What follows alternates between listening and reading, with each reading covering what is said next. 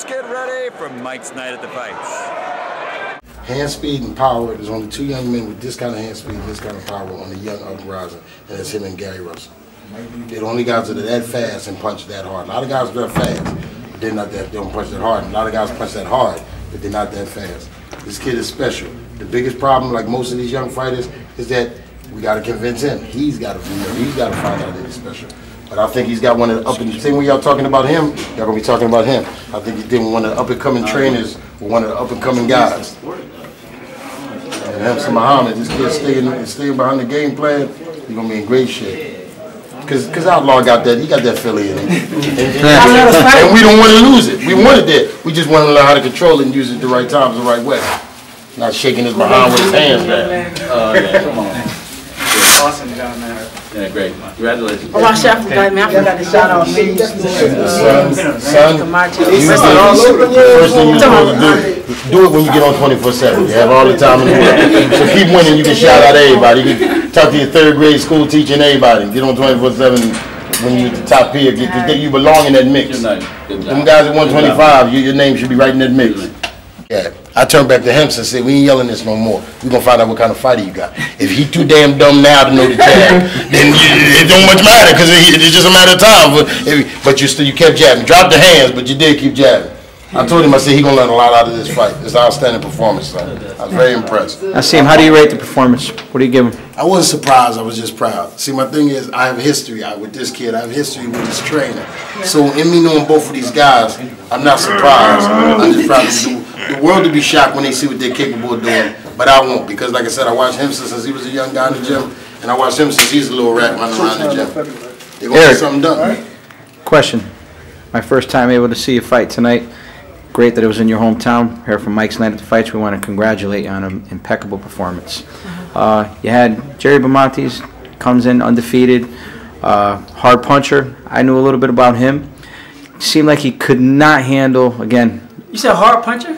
That's what they said. This is what they said. Okay, he hadn't fought Eric Hunter, so now, you got to get that kid his props. No, I'm just saying, he caught me with a shot. I ain't even feel nothing. Because you're Eric Hunter. Eric, you totally outclassed him tonight.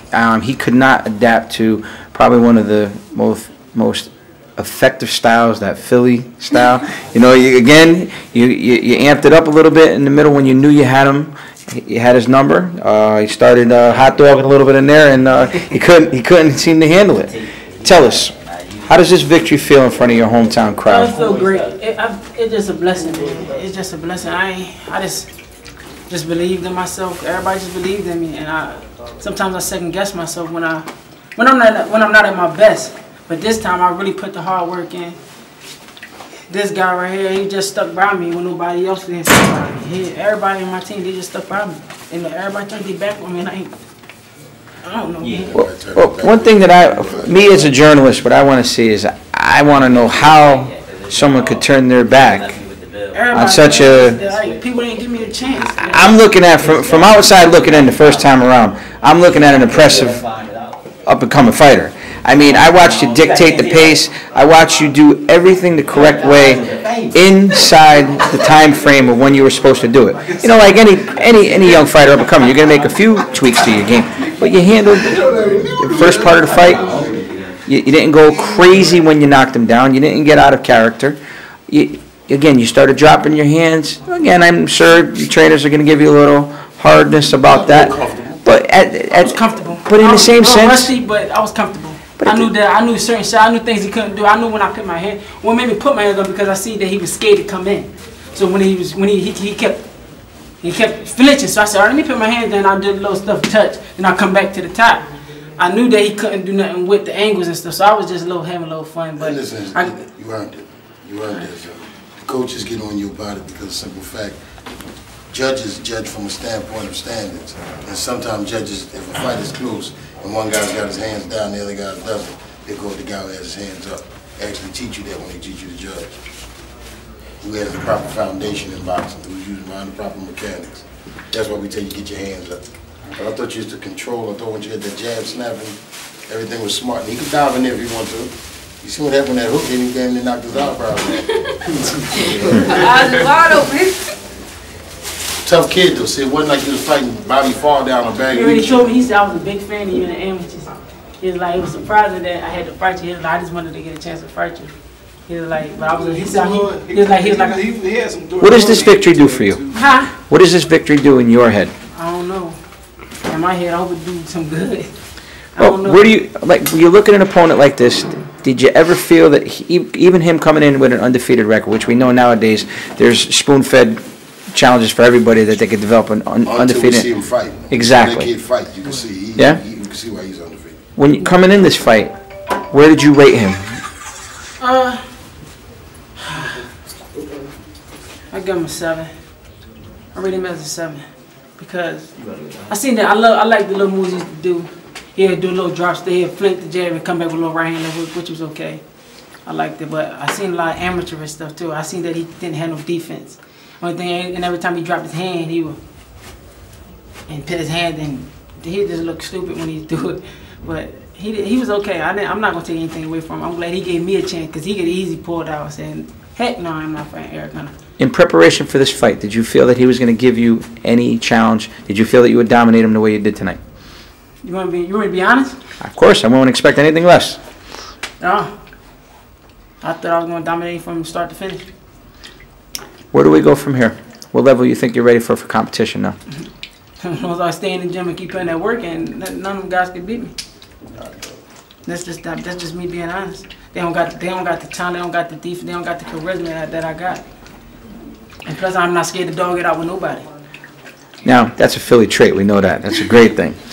And one question that I do have for you, which is, again, do you feel that being a Philly fighter, being in the gym, in such a, I would say, we call it the gym wars, being in that surrounding, do you feel that that makes you the fighter that you are today? We don't have no gym wars. We don't have no gym wars. It's changing. It's changing? We don't have no gym wars. Is a Philly thing. I learned from him with Dynamite. I just see everybody like, we don't do no gym wars. Philadelphia's changing. We pick our shots. We don't take no beats in the gym. These kids making a change in Philadelphia. We don't take no beats in the gym. We want to take all the good attributes from Philadelphia, but we're going to eliminate some of the old ones. We're not going to leave our fighters beat up when it's time for the big fight. They don't have nothing left. Philly's changing, man. We got some hot young prospects out. You think that's probably part of the resurrection that we're seeing over the last year and a half, 2 years or so? If you want to see guys have led the way, man, you see young guys like Danny Garcia and Eric Hunter coming along. We got some young monsters coming up. Philly about to show their behind again. I'm one that always said I'm very proud of Philadelphia, but I think we lost the title of the fight capital. I think we really lost it. But when I see these kids, and I see it's coming back. It's gonna be right. You see this young boy get off the canvas and start fighting. It's coming back. Philadelphia is coming back, and we got some young rats sitting right around here.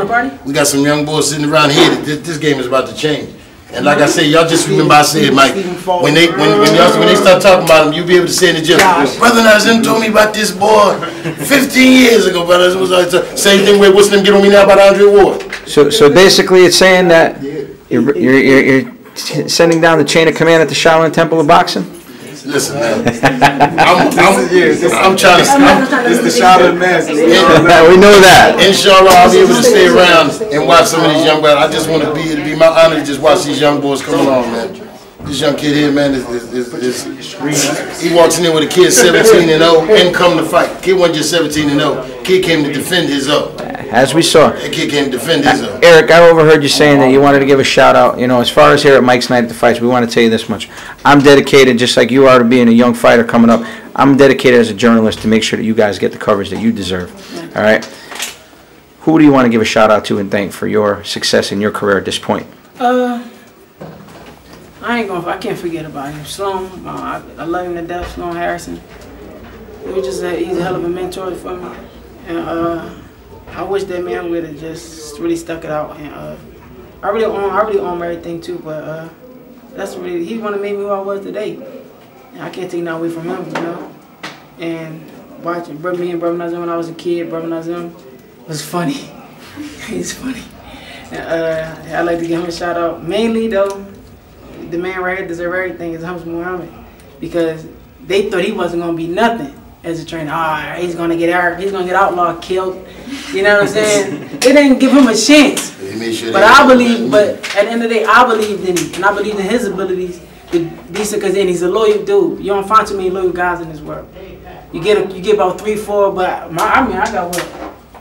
Wow, I got a squad. You got a team, baby. I got a team. Seems like a loyal team and not an entourage. No, that we don't do entourages. Yeah, we don't do seems like a loyal friends and family. No, our team is small. We're tight knit. We don't go out there. Safe to call it a power circle.